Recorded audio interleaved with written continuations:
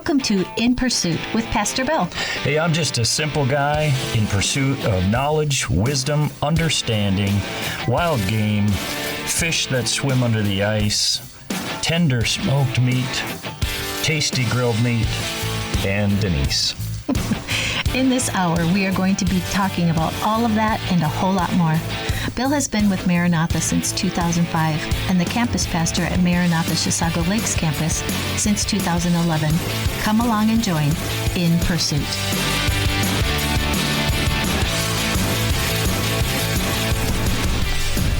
Yeah, baby! Yeah, baby! Hey, good morning. Good afternoon.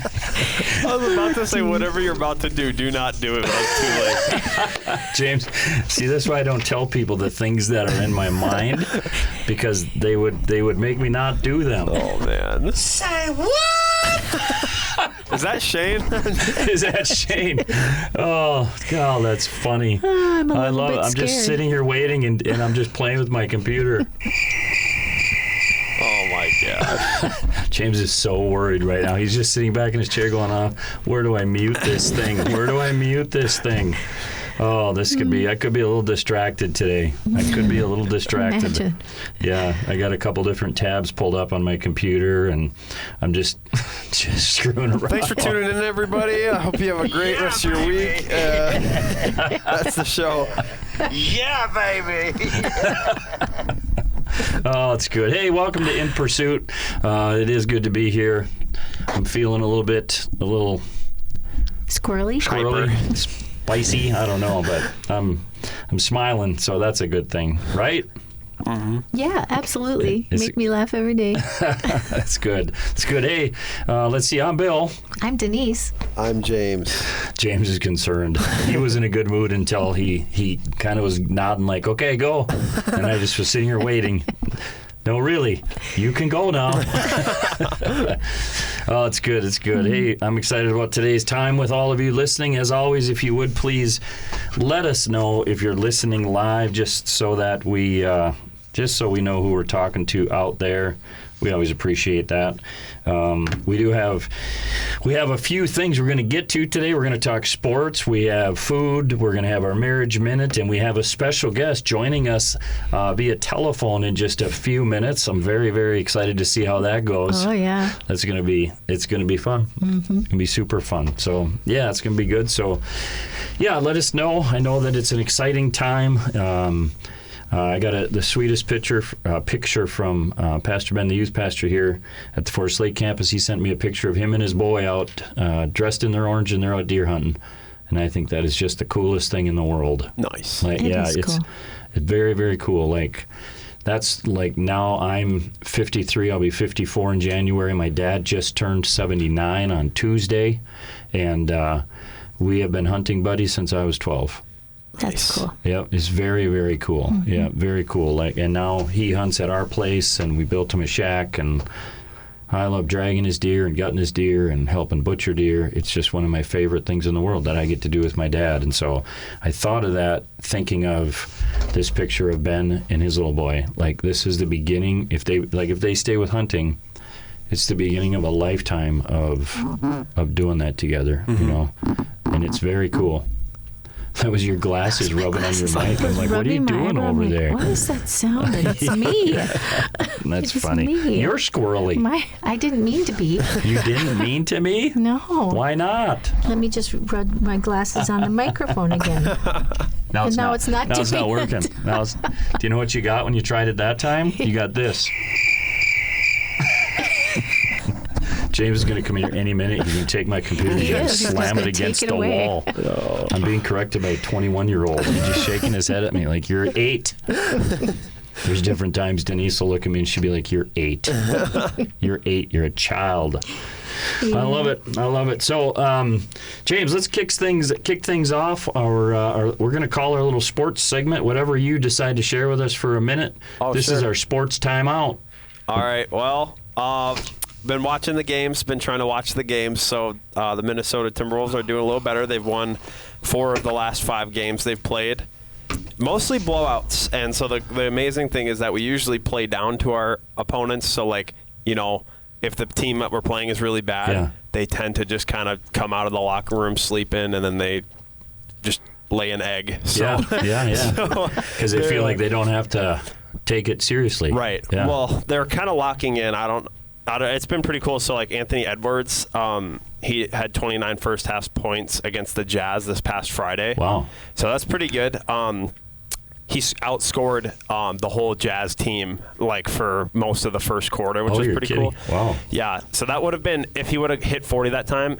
Before that, he had 4 consecutive 40-point games against the Jazz. Wow. So that's pretty sweet. It's the longest streak in the NBA again. Well, Oh, no kidding. It was about to be the longest streak against any other team, like for a singular Wow. player That's cool. in the NBA, but they subbed him out. And so I'm going to define a little term because I was going to use it, and then I realized nobody knows what it means. Yeah. So I was going to say they were pretty much ready to empty the bench with 10 minutes left on the clock. Then I realized no one probably knows what empty the Yeah. bench means. Tell us. So emptying the bench means that it's usually towards the end of the game when it's like sometimes it's like in a blowout loss for a team or something like that.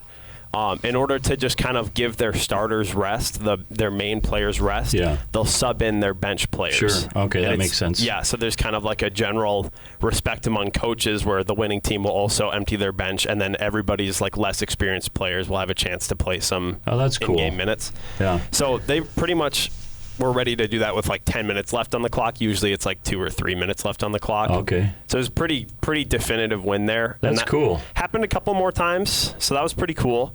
That's good sportsmanship. That's what I think of with that. Yeah, it's pretty cool. So there's 2 things you've said that like that would preach. The first is like they play down to a level. Like I think in life we do that a lot. We tend to, instead of like shooting for the stars and doing the best we can, because it's like we don't want anybody to feel bad. So instead of really achieving the greatness that you could in any area of life, what we do is we let other people hold us back instead of just like be great. Be great at this area of your life, Yeah, you know. for sure. And then the sportsmanship thing. I think that's such a great. It's good to hear that there's still sportsmanship. Yeah, and know.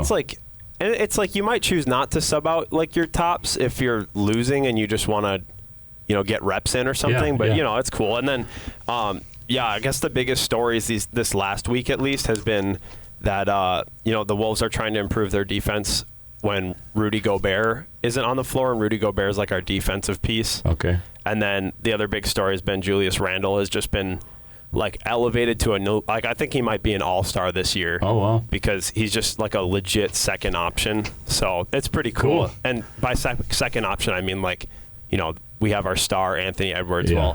Well, there's somebody has to take pressure on the team too. He's so. the Pippen to Jordan. Yeah, in a lot of ways, Yeah. yeah. So it's pretty cool. And I have Viking notes if you want me to share, but Yeah. I feel like I've taken up a lot of time. Well, hey, you know what? That's a good sports minute. I like it. Perfect. Yeah, thanks for preparing. James taking the job seriously. Yes, that's He's- good. he's He's not- rising to the He's occasion. rising to the He's occasion. not. What we just talked about? What we just. Wait a minute. Here, Playing to I the- got it for you. Here, wait. This is Oh, what dear. Denise is referring to.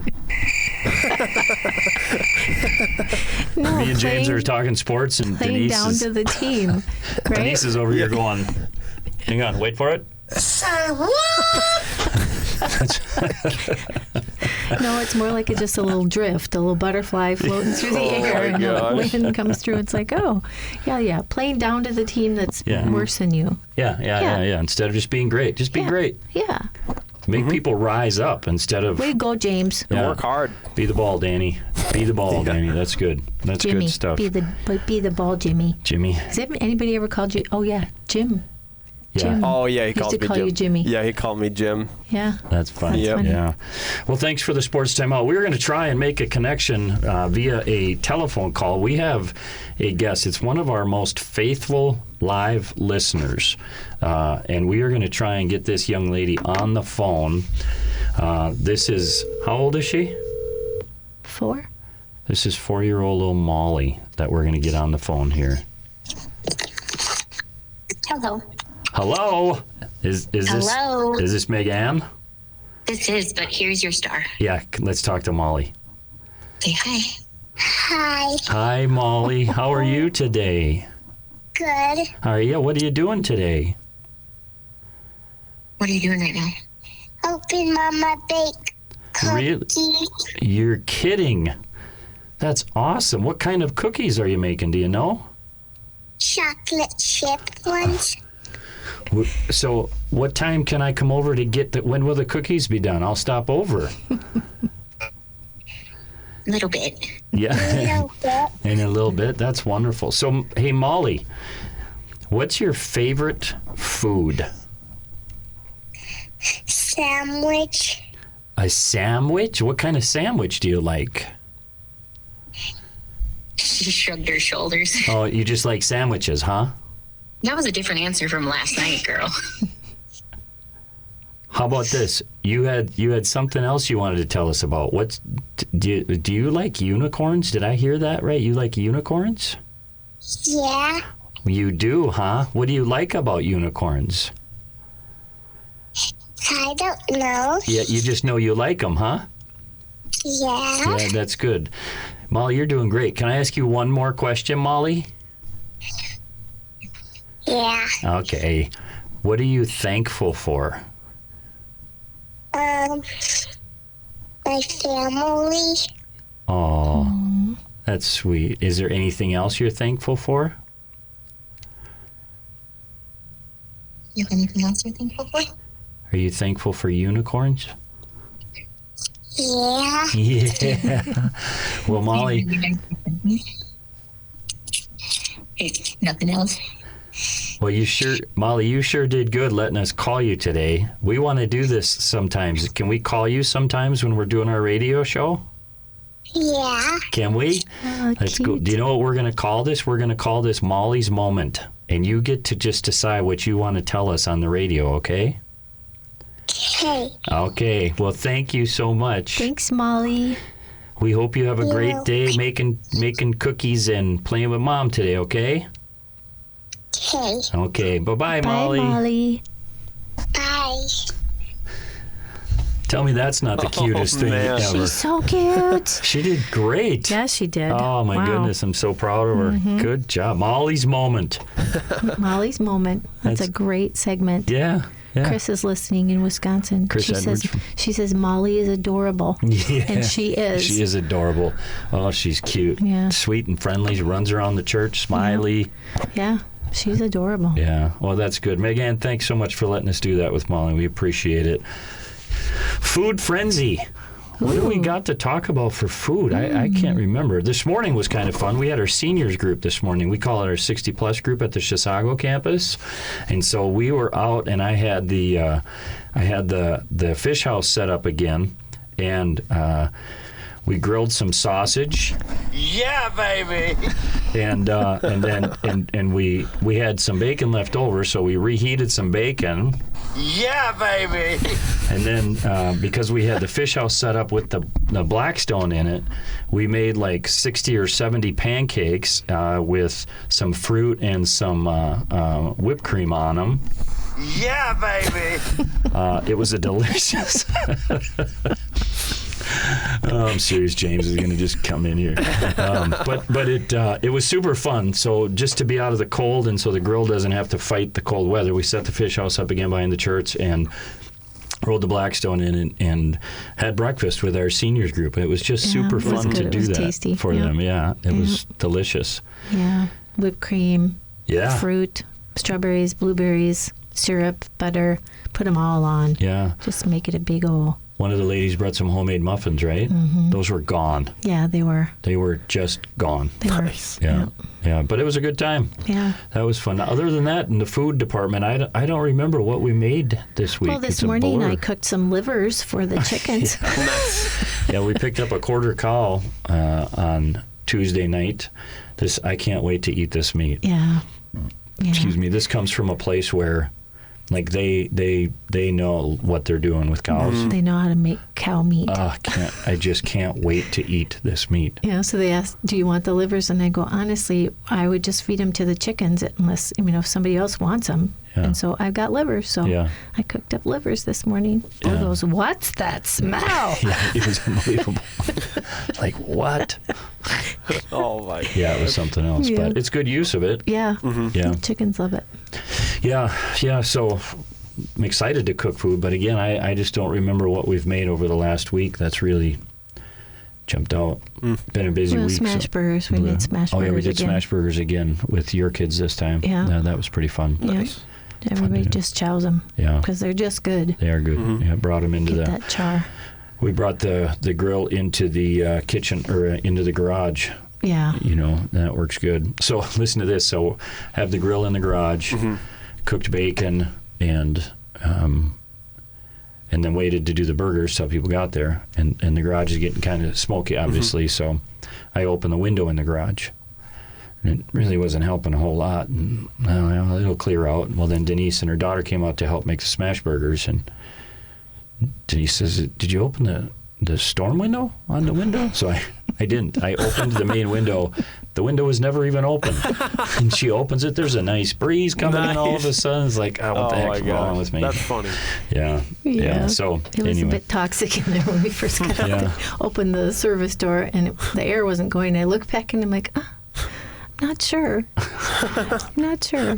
He's like, I thought there would be a better cross piece. I'm like, You open the door to the garage and Bill's like, "What's up?"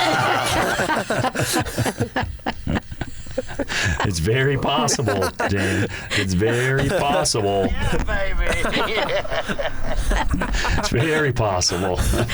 But it's from the grill, though. Yeah. I wasn't smoking. No, you weren't. Yeah, it was good. Let's see. So, that's our food. Kind of a less of a food time, but now time for our marriage minute. And what I want to talk about real quick, again, it kind of goes on the heels of last week as well. But we talked about the importance of intimacy. And we covered this in our marriage class last Thursday night, but the emotional, the intellectual, and the spiritual intimacy, not just physical or sexual intimacy, but these other areas of intimacy. And it's interesting what this has sparked conversation in people's marriages. Yeah. To really kind of assess that, like, okay, well, how do we feel about this in these 4 areas, Yeah. And because they all make each other better and deeper, And I don't know if I said it on the show, but one of the things I read just talking about intimacy, into me see, like having a desire for your spouse to really get to see you. You know what I'm saying? In all those areas. Yeah. Being vulnerable and transparent and open and listening, Emotionally sharing your intellectual experiences from reading books or throughout the day, conversations, and then spiritually what God's working with you on or what you're working through with God. It's wonderful to share those things with your partner, and all of those three things, being open and honest about those things, can enhance your sexual intimacy. Yeah, absolutely. It just becomes a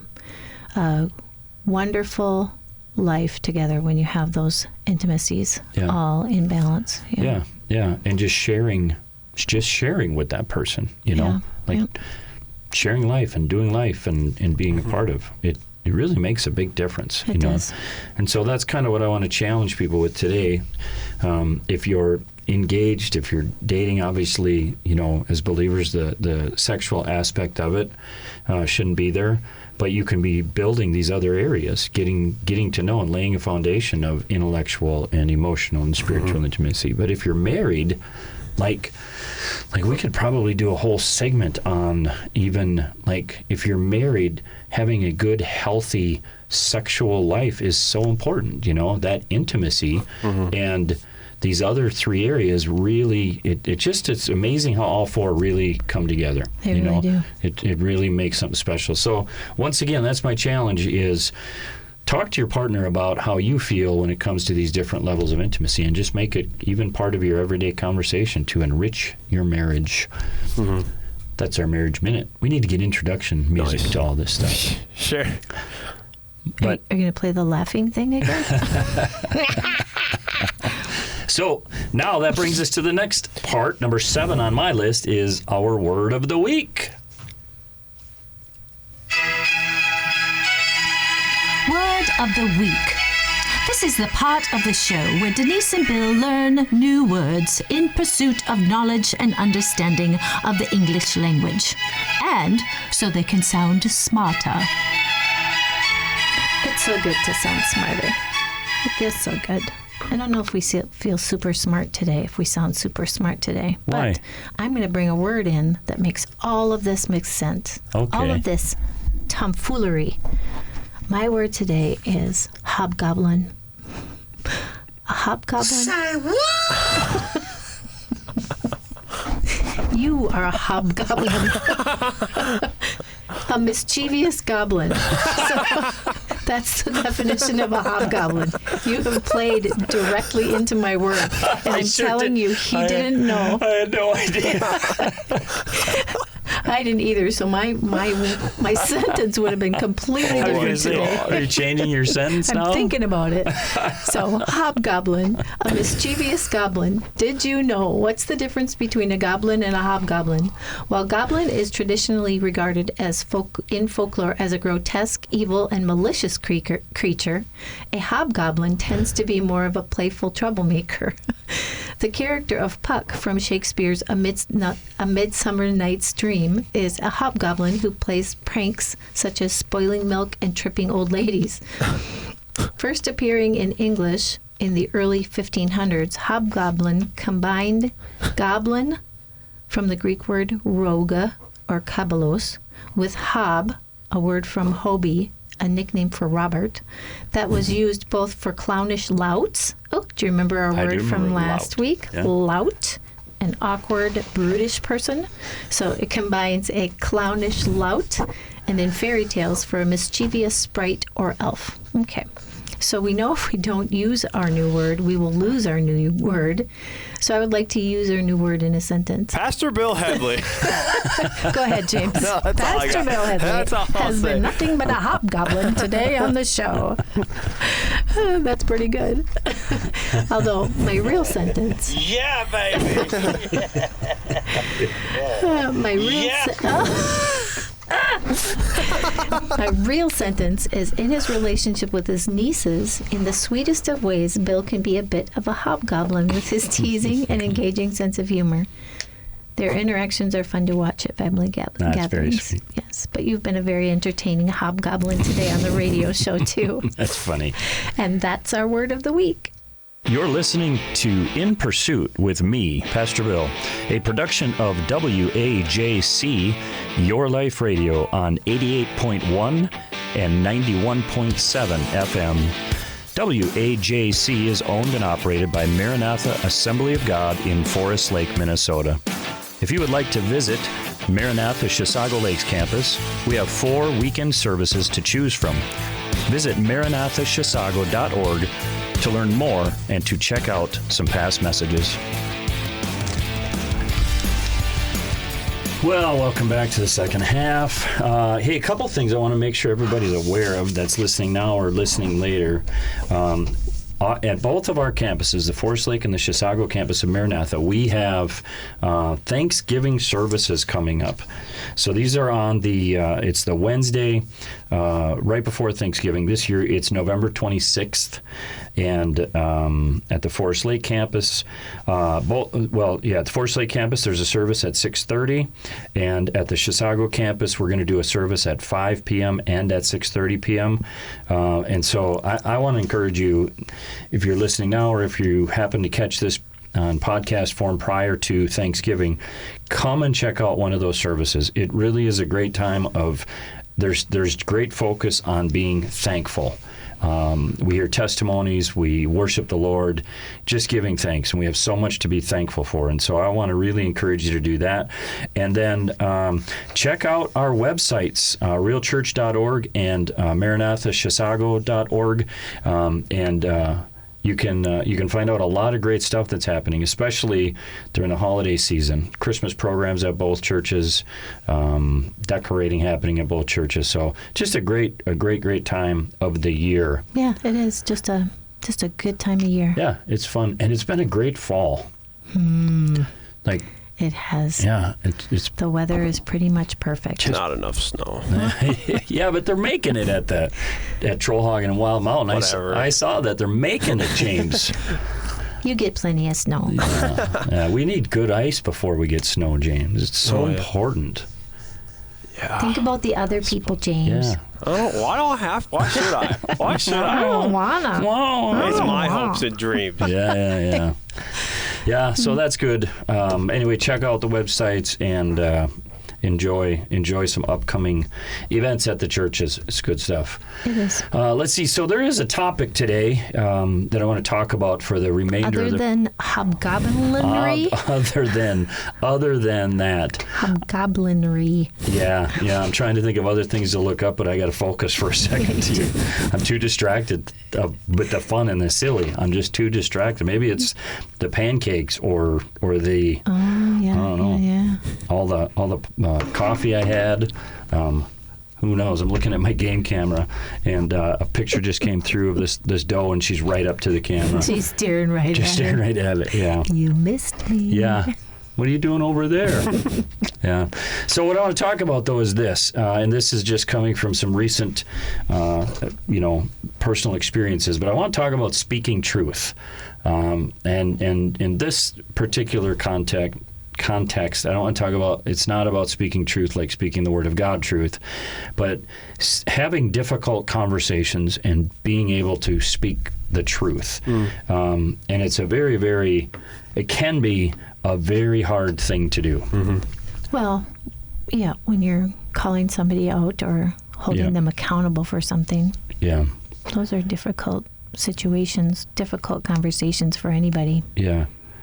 Well, and difficult to have coming your way too. Yeah. But you know that when you do it, chances are that person's going to feel hurt, right? Right. And I think that there's a part where, and I'm just kind of real time trying to think through this, like. I think it should be, and for some people it's easy to have hard conversations, but when you know you're going to be hurting somebody, it should never be a fun thing to do. Right. You know what I mean? Like having the understanding of, hey, this is necessary. I'm willing to do this. And because you care, you're having this hard Right. conversation. Yeah. And because you care about this person, it makes that hard conversation hard to have. Yeah. Because it hurts your heart. Yeah. Yeah. Because you're hurting somebody. Right. And I don't think that should ever be a fun thing to do. It Right. shouldn't. You know. And if it is fun for you, inflicting that stress and stuff on somebody is fun for you, then maybe you need to go to counseling or something. Yeah. Because it's not fun Yeah. to bring stuff to people. Right. Yeah. When you know you're going to be hurting them. So, and it's, but it's a necessary thing. That's what I think of when I think of this, having hard conversations. And I would say that I, like personally, again, just thinking through it personally, I'm not a big fan of conflict. I think by nature, life circumstances, different things, I don't enjoy conflict, Yeah. I don't mind, because that's different. A situation like that, it's different than being able to have a conversation with somebody that you disagree with. Yeah. Like that can be an enjoyable, Debate. Yeah, debating and learning from somebody else and getting to share your viewpoint, and everybody stays calm, cool, and collected. Those types of things can be enjoyable.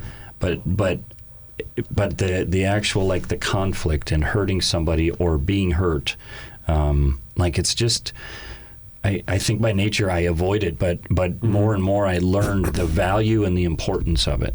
Yeah. You know what I mean? Yeah. Like it's a necessary thing, especially when you have a heart to help people grow and to learn and to, in some cases, to heal. I mean, it's like it becomes a necessary, okay, I'm willing to do this because it's the right thing to do. Right. Or to overcome a character flaw, or, it's like you've been like this for 15 years, but this maybe needs to start changing, to help people see something that's just been a part of their life, but hasn't been a good part. Yeah. So helping them see that can bring shame and pain to people, but a response that says, yeah, thank you for bringing that to me, because I Right. know it was hard for you to Yeah. do that. that's the best outcome you can hope for. That's a good way to receive, for someone to receive it. And so, Right. yeah, the two sides of this coin is like, assessing or evaluating, examining yourself is like, is that how I receive it? Like, it's kind of like you got spinach in your teeth. Do you get offended if someone tells you that, or do you understand, hey, this like they don't want me to look like a fool, so they're telling me I got spinach in my teeth? You get embarrassed. Yeah. You ask him to help you get the spinach out, Yeah. and then you keep going. You're grateful that they said it, but it Right. did bring embarrassment. It's In like, that moment, because you realize you had spinach 8 hours ago. Yeah, that's what it's like. How long It's like, have I when had did I this? eat spinach? 8 hours ago. Been walking around with spinach Yeah. in my teeth for 8 hours. Yeah. So it can bring an embarrassment, and that's a pretty superficial example, but it's true. Well, that same thing as Yeah. you were saying that, it's like that embarrassment because of those 8 hours. Well, when somebody points out a behavior to me, or I point out to somebody else, like you were saying, that's been 15 years. A lot of that embarrassment comes because I've been treating people this way. I've Yeah. been responding this way, talking this way, whatever it is. Like, I've been doing this for 50 years or for 20 years, and nobody said anything to me. Yeah. So, yeah, the Or spinach is one thing, but Why didn't I realize? Yeah. Why was I oblivious to this huge flaw in my character or My in communication. my social behaviors? Why was I oblivious to Yeah, this? yeah. It's embarrassing. But thank God people tell you. Yeah, and more like that. We talk about it all the time, but the importance of surrounding yourself with people that are going to point things out. I care enough to have those hard conversations. Yeah. Yeah. I think the important thing is it a reciprocating relationship? Because there are some people, they really like to point things out and Yeah. really don't like to hear it when it comes back at them. Yeah. And so that, I think, has to become, that's a healthy relationship, is that ability to hear it, the comfortability in the relationship to say it. And, I don't listen to what everybody in the world says of their evaluation of me, but there's a handful. Yeah. And most of them are relationships where I too can speak back into that person's life. Right. Right. But it's, again, it's one thing for it to be a friend or a spouse or a parent-child type thing, but, within leadership, when you have to have these conversations with people, it can be a very difficult thing, Yeah. But how it's received makes a big difference. There's a proverb, I think it's 27:6. Wounds from a friend can be trusted, but an enemy multiplies kisses. When we receive, and when somebody receives that truth, it's unbelievable the amount of fruit that can come with it. Do you know what I mean? Like, Yeah. the growth that can take place, the positive life change that can happen because of that, that conversation. Yeah. It's difficult, but there's so much growth that can come from it. You know? There is. Yeah. We listened to a leadership podcast, a Craig Groeschel podcast. I had stumbled across it a week or two ago. It was actually in the morning when I was out deer hunting. And I had one earbud in down real low, and I listened to a couple of these podcasts, and I had emailed the staff at the Chisago campus then to listen to these, but it had to do with blind spots and leadership. And one of the things that he talked about was the importance of having, as a leader, having these conversations with people. Oh. And just the way to do it, Like blind spots in your organization that are causing deterioration of productivity, people to quit. So seeing those, and then once you identify the blind spot and the person identify that you have a blind spot to this person or the flawed way that they interact with people, then you have to have the conversation. Yeah. And so he talked about that. And it was very enlightening to have that pointed out. Yeah. It's like you go into the meeting. Are you going to talk about this? Go ahead. You go into the meeting and you don't make light. You don't, how you doing? What you been doing? How many ducks you killed today? And you don't do that. You just say, thanks Here's for why coming we're in. here. This is why we're here. Yeah. To just get to the point and just handle it. Yeah. Yeah. it's a good way to do it. Both of us, since we listened to that a week or two ago, have been in situations where we put that into practice. Yeah. Nice. Well, And he sent these podcasts out, and I thought we were going to have to review them at the staff meeting that afternoon. So I got him playing while I'm doing my other stuff, and he comes in. What are you doing? I'm listening to the podcast. We got to talk about these in 3 hours. So it was good. Which wasn't the plan, wasn't the but it was case good. at all. I was getting them listened to. Yeah. So yeah, they're good. It is very helpful. And if you're interested, it's the Craig Groeschel Leadership Podcast. It's episodes 183 and 184, and it's talking about these blind spots in leadership, and it's pretty good stuff. He's pretty direct with it, but yeah, just kind of understanding, you need to have hard conversations in an organization as a leader. Right. And as a part of an organization, I think you should be okay having hard conversations, whether you're receiving or giving, because like to receive, like if you really want to grow in the organization as a person, and this can translate to relationships as well, you have to be able to have hard conversations. Right. You just have to. You have to create an environment where you can receive and speak truth. And that proverb, that wounds from a friend, like it does hurt when someone says something that's a correction or it's sting. I mean, whatever, I don't know what else to say about it, but it's like, it does hurt. And that's the wound from a friend. Like to hear the truth from a friend, there's so much value in it, Yeah, and it's so important to have the mindset as you're walking through life, because if somebody's working on bringing a difficult conversation to you, they may think about it for 2 weeks before they bring it to you, but you don't know they are. Yeah. And so it could come at any point. Hopefully it's in a calm point, but it can come at any point. And so you need to have your mind prepared for, boy, if I hear a correction, I'm gonna assess it. Yeah. Assess the person who's giving it to me. But if it's a trusted person, I'm going to accept it and learn from it, because nobody should want to stay where they're at. They should want to grow. Yeah. That makes life exciting.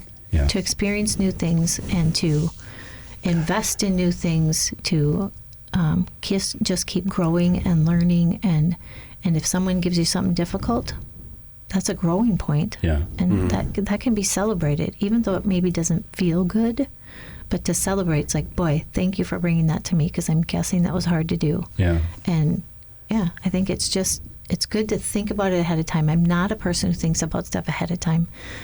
And so difficult conversations in my past were just hurtful to me. They weren't really great experiences. But to know, if I have a conversation that's difficult and they're bringing something to me that's a flaw or something, if I think ahead of time and say, okay, I want to grow, I want to learn, those are no longer devastating. Yeah. They're a celebration. It's like, boy, I got something I can work on. Yeah. Yeah. And process it, run it through. Right. Yeah. But to have It's a that good in way the to back look of at your it. mind, Yeah. just be ready for anybody who's growing or putting themselves out there. You could very easily be getting feedback, and it's just good to have that mindset. Just an ongoing, like, I just want to grow in life. Yeah. Yeah. From like meeting Mike Veerling, naturally he's a kind of a teacher with archery or anything he does. He's there to explain. So just that, getting past I know how to do this, and being open to, hey, he's going to instruct me, he's going to improve my form, stuff like that. In all aspects of life, to have the heart that says, there's so much I can learn. Just this morning at the 60 plus group, our seniors group, we had one of the ladies, a 79-year-old lady, shared, and she talked about how she's still growing in so many different ways. And it's inspiring to hear somebody that's 79. No, yeah. Do I have 79 in my head because Dad just turned 79? She's 79. Okay. Yeah. But to understand, like, she's still growing, intentionally wanting to grow and be a part of and learn. Like, that's kind of that, let's always be in that mindset of, I don't have it all figured out. And I think that's where, to receive any kind of honest, hard talk, well, it's offensive when your pride gets in the way and you feel like, I already know everything. I already got all this figured out. Yeah. it's hard to talk to somebody too. You've labored over bringing somebody Yeah. something, and then they get offended, or it's like, I've got this all figured out already. Yeah. You shouldn't be telling me this. That's hard to handle on the giver's side. Yeah. Well, Yeah. and it creates an environment where that person's not going to speak truth to them anymore. Yeah. It's like you're not worth my effort because you got it all figured out anyway. So, okay. Right. And you actually, Bill, you model this really well in, like, you've helped me grow in this area so much because of the way you handle critiquing, not criticism so much. You mean the way I receive it? Yeah. Yeah. The way you handle, the way you receive it. Yeah. It's good. You want to grow and you want to learn, and it shows because Yeah. you're always growing and learning, and you're getting better all the time. Yeah, So- well, that's good to hear. I remember when I first started at Maranatha, I preached on a Sunday and Pastor Mike was giving me feedback on it. It's like I was hungry for that feedback because I wanted to be, I want to be a good communicator. Yeah, that's good. And so I don't want to be like, yeah, it's not fun to hear, well, you could improve in these areas, but Yeah. I was very hungry for, I want to learn, I want to get better. And that's why, when we drive home on a Saturday after church, that first message is like, I need to know if it was clear or not. It's not about my feelings and my pride and my ego. It's about, I have a goal, and that's to clearly communicate. Like, I want to know, Yeah. And so back 20 years ago, like, I was hungry for it, and then I applied the critique, the coaching that came with it. If you're on a sports team, you're an athlete and you're learning to be a kicker, and the kicking coach says you got to change your form. You got a choice to make in that time frame. You either change your form to improve, or you think you got it all figured out and stay right where you're at and don't make it to the NFL. Right. That type of a thing to me is like, we should be hungry for that. And creating an environment where, yeah, you can say anything to me. It doesn't mean I'm going to apply everything everybody tells me, because you gotta run it through your filter. You bring it to another trusted person if needed. It's like, hey, do I do this? Right. Like is this how I am? Before you just say, oh, okay, because otherwise you're never going to figure out even who you are, because you're going to be flowing in the wind. That makes sense to you? Yeah. Yeah. And when you first started doing that within our relationship, you'd ask my opinion, and you're like, I really want the truth. And I'm like, oh, does he really want the truth? You know what I mean? It's like, because I just haven't experienced a whole lot of that in my world. And then Where people receive it. yeah, well, you give the response and the little critique, and he makes the changes. It's like he valued my opinion, and not that he changes everything, but if I say this part was unclear, there's a definite change the next time you give that message. Yeah. You say, okay, and he definitely hears it, and so that makes me want to open up to you more too. Well, there's that, and that's the environment. Yeah. To say, hey, I really want you to tell me this, and then not, like, if you don't receive it and you just get upset and offended, what's the environment you're creating? Yeah. So that's where, yeah, what's the desire there, and what's the motivation, and do you really want it? Yeah. But I think about, just in the last couple minutes, like bringing something. So you brought up a good point of, sometimes in leadership you have to have the hard conversations, and for most, I think, good leaders, it's not fun to have hard conversations. I think the more you do it, it might get easier. Right. But the fun of it's still not fun. But I just was thinking, just because of recent situations, this is on my mind. But so how do you do that? How do you have that hard conversation? And there's just a few things that I think that I try and do. And the first thing, I'm a follower of Jesus. I'm a believer. I pray. Like when something's coming up where it's like, okay, I got to handle something here. I start praying about it, because I want to make sure that what I'm doing is I'm still being godly in it, that I have His wisdom, that I have His patience, His grace, even His love, His boldness, His courage. There's all of this that has to happen, and so just praying about the situation, because I really don't know. There are some situations they have to be handled right away. This conversation has to take place. This is whether it's an emergency, a high pressure, whatever it is. But I think the majority of these types of conversations, they don't have to happen immediately.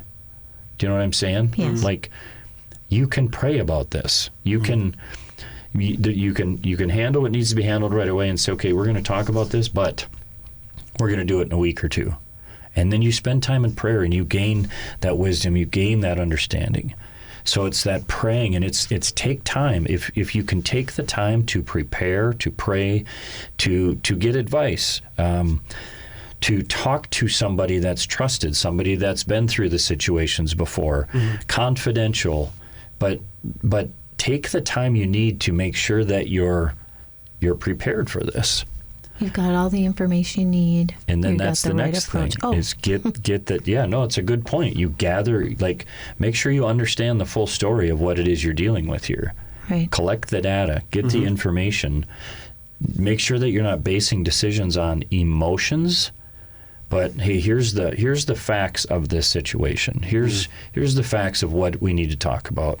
If it's behavior, if it's conversations, if it's something inappropriate, whatever it is. What's the facts in it? And as you gather the information, that may change your approach because you understand more about the person that you have to talk to. Yeah. You know, you may understand where they're coming from, and so that may soften how you approach things if you understand a history. Yeah, absolutely. Yeah. It's good to know as much as you can before you go in. For sure. Yeah. And I think then to make sure you listen.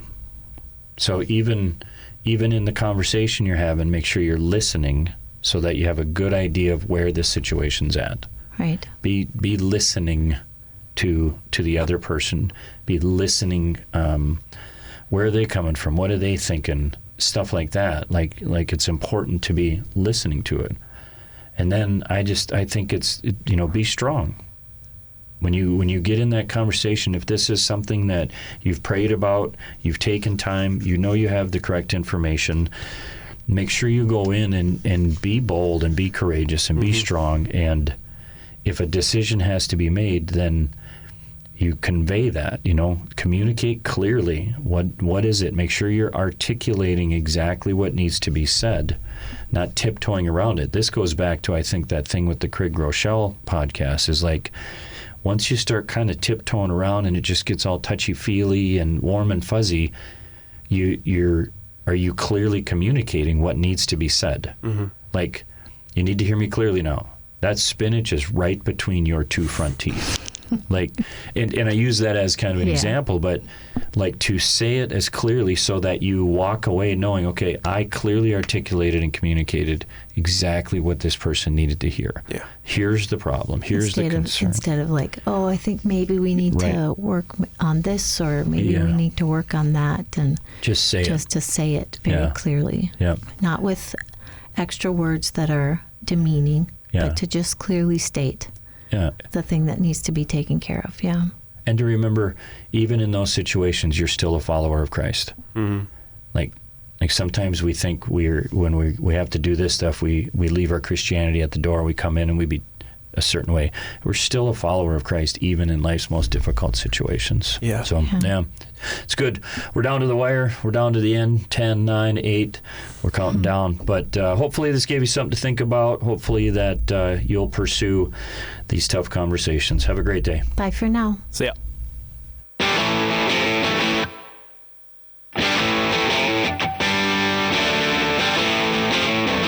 Thanks for joining In Pursuit with Pastor Bill and me, Denise. We hope you will tune in next Thursday at noon as the pursuit continues. In Pursuit is a production of WAJC, Your Life Radio, on 88.1 and 91.7 FM. WAJC is owned and operated by Maranatha Assembly of God in Forest Lake, Minnesota. The opinions expressed here are not necessarily those of the owner.